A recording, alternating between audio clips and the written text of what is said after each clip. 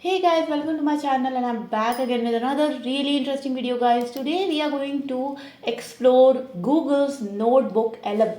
So yes guys, if you are curious like me who wants to learn new things, study new things, try out new things, then NotebookLM is the best platform for you.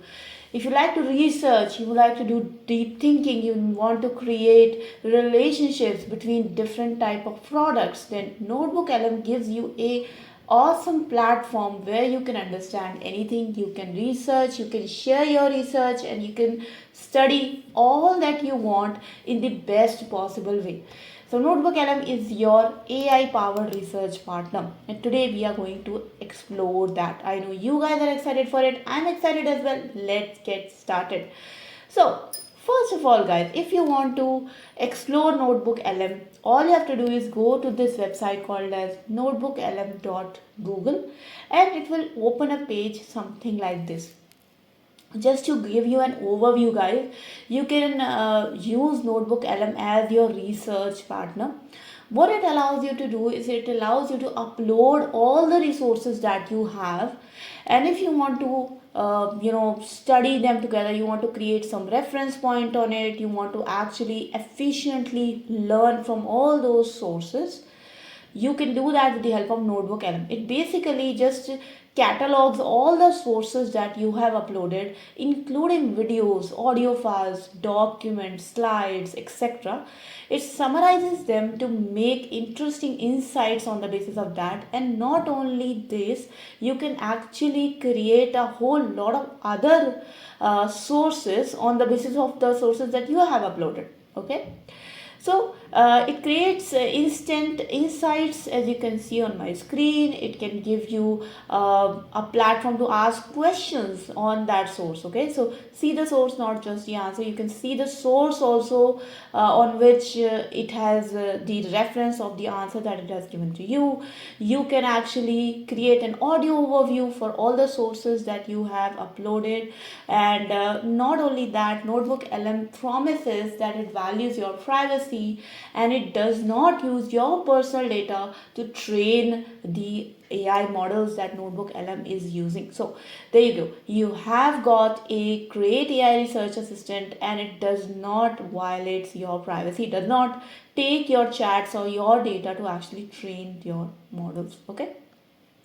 And these are some of the ways that people are using NotebookLM for studying, for organizing, for creating new ideas. And these are some testimonials, but because we are going to explore NotebookLM on our own, we will actually first see that, and then you guys can give your testimonials on the comments down below. Okay, so let's get started with exploring how to use NotebookLM. Okay. So first of all guys, there is this button right here, try NotebookLM. So if you click on this try NotebookLM, you will actually go to a page which somehow looks like this, and you will have your recent notebooks right over here. You can see that I already created a couple of notebooks, but for you guys who haven't created any notebook, you have to click on this button called as create new notebook. Before I click on that, you can see that there are some publicly available notebooks that people have shared, so you can actually look into those as well, like how people are creating sources with NotebookLM. And after that, you can just click on this plus button right here, and it will create your own notebook. The first prompt that you will get once you click that button is to start uploading your resources. Okay, now just to tell you guys that you can only upload a certain type of documents. So you can only upload PDFs here and audio files and your Word documents, your text documents, your video files. You can not upload direct code. So for example, if you have a software developer like me, and if you want to, let's say, choose a Java file, you will not be able to actually do that because it doesn't allow you to do that, right? So you can see that I have got few Java files right here, but it doesn't even show me those files because actually I cannot upload that. And even if I try to drag drop few of the files, I will not be able to do that. So let's say I'm trying to drag drop a Java file right here. You will see that it will give me an error that only the following type of files, which are PDF text, audio file formats and video file formats are allowed. Okay, so but these are the resources that you can upload. Okay, if you don't have any resources and you want to actually discover the resources, you have this discover button right here where you can just search those resources from the web, right? So for example, in my case, I want to learn about Python development, right? So I want to learn Python development, and all I just need to do is write a simple prompt, click on submit, as if you are searching something on Google, like on web, and it is going to start selecting all the resources that it can find on the web on the basis of that prompt. And by default it selects the 10 resources. Okay, and you can just click on import and it will import all those resources, all those web links right here on your notebook. But if you are not satisfied with it, you can actually click on discover again, and you can add more resources from the web or from your Google Drive, or you can just upload them by clicking on this add button where you can upload resources again from Google Drive, from some links, from copy pasted text, or from your device itself. Okay, you can upload a maximum of 50 resources right here. So you can see that I have already uploaded 10 resources, so 50 is the maximum limit that you can upload. Okay, so now the first step is complete. You have uploaded your resources, and you can already see what NotebookLM is actually doing for us. So the first thing that the NotebookLM is doing for us is it is summarizing all these huge resources into a small paragraph right here. And now you can also just ask questions on these resources, and it's going to give you a short and concise answer on the basis of that, right? And it's also going to show you that which resources it actually referenced from. Okay, but what I'm going to do is I'm going to ask it a few questions, right? So for example, how to declare a variable in Python, right? So that's my simple question, like how to declare a variable in Python. So it's gonna look into those top resources, and it's gonna find out the way to do that. It is sometimes a bit slow, but I have noticed that sometimes a lot faster as well. But there you can see that it has already given me the answer to my question. Okay, and what all other things that we can do with this, right? So first thing is we can upload resources. Okay, we can ask questions on that resources, but there are a few buttons right here which you can see: add note, audio overview, mind map, right? What are these resources? So I'm going to show you all of that with the help of another notebook that I created previously to making this video. So just to give you an overview, guys, this was a notebook that I created to study Android development. And exactly like my previous notebook, I have also uploaded 10 sources right here from the web.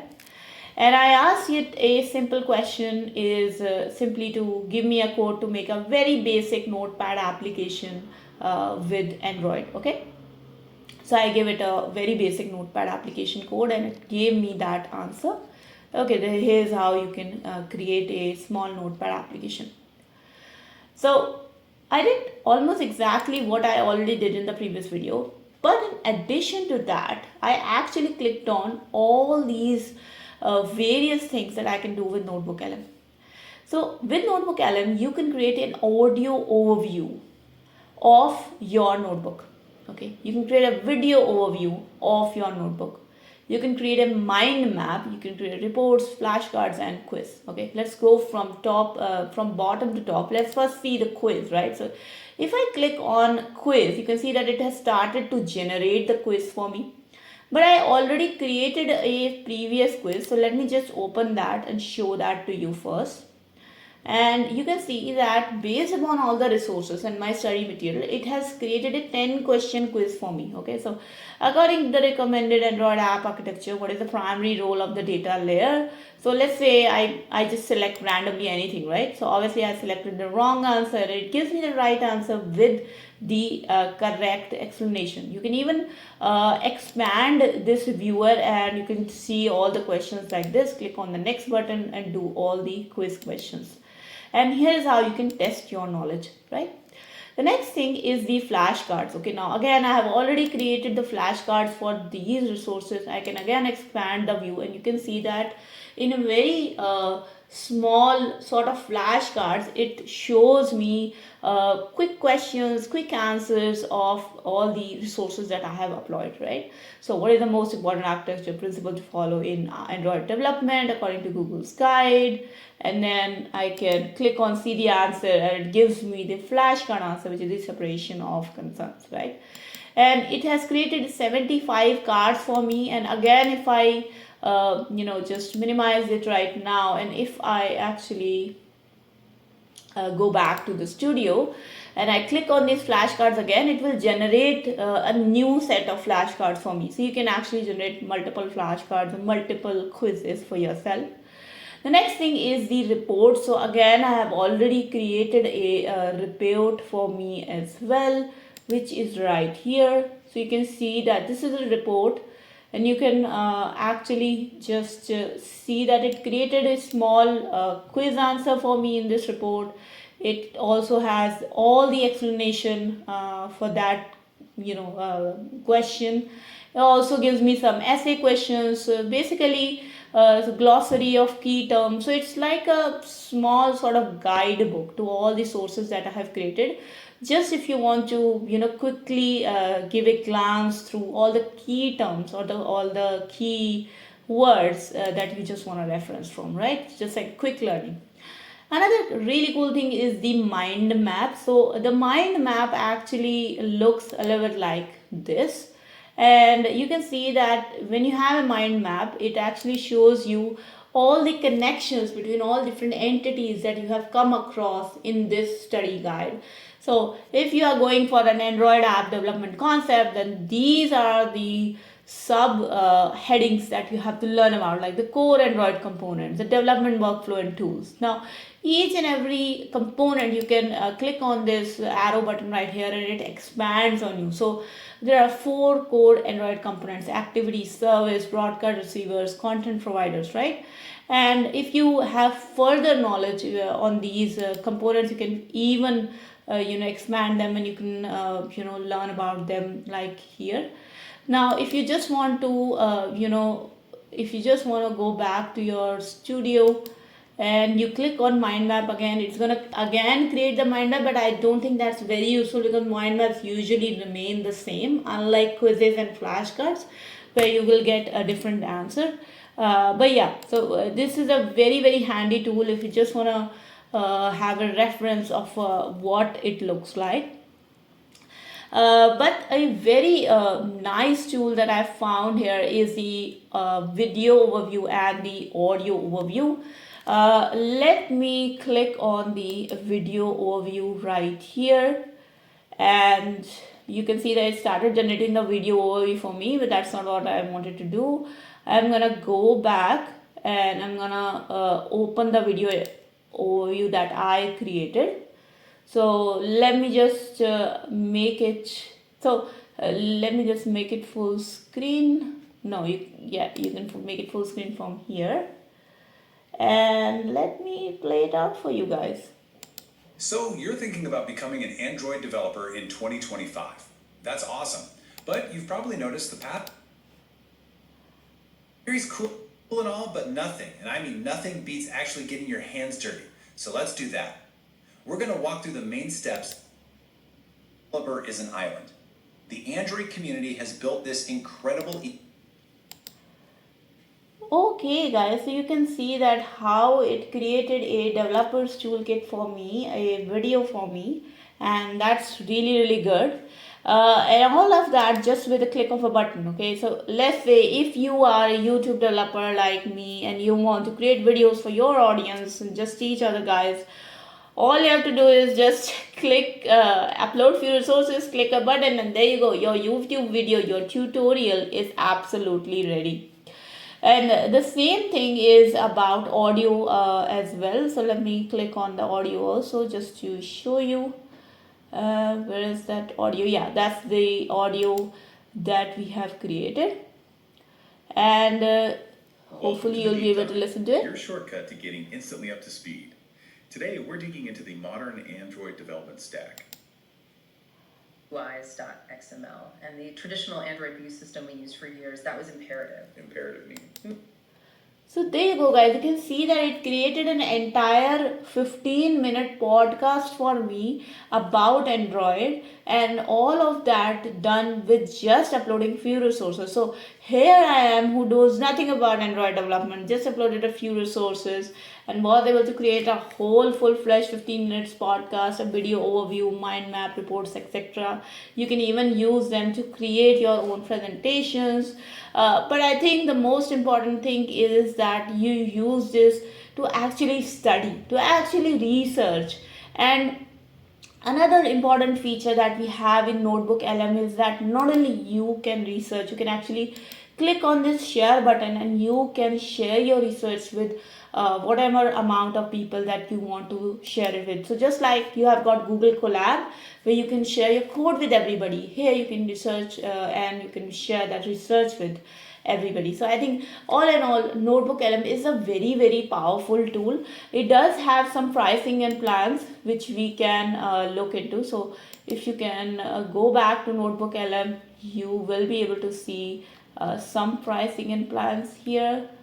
And if you just go to settings, you can have a upgrade to plus option.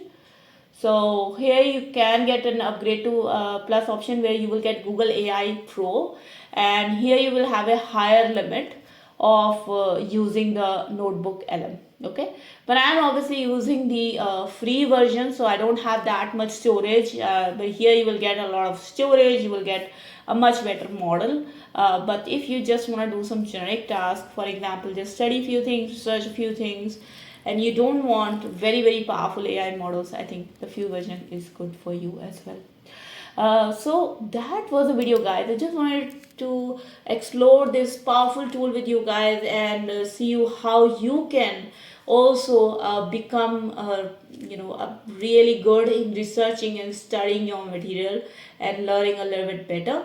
I hope you guys like this video, guys. If you do like this video, then please do not forget to like this video and share this video with your friends. If you have any questions, comments, suggestions, feedback for me, please do write down in the comment section below. I would be really happy to address them. And in the end, guys, if you have not yet subscribed to my channel, please do subscribe and hit the bell icon for future notifications on more such programming videos, coding videos, and AI tools videos. I will see you guys in the next video, guys. Until then, take care and bye-bye.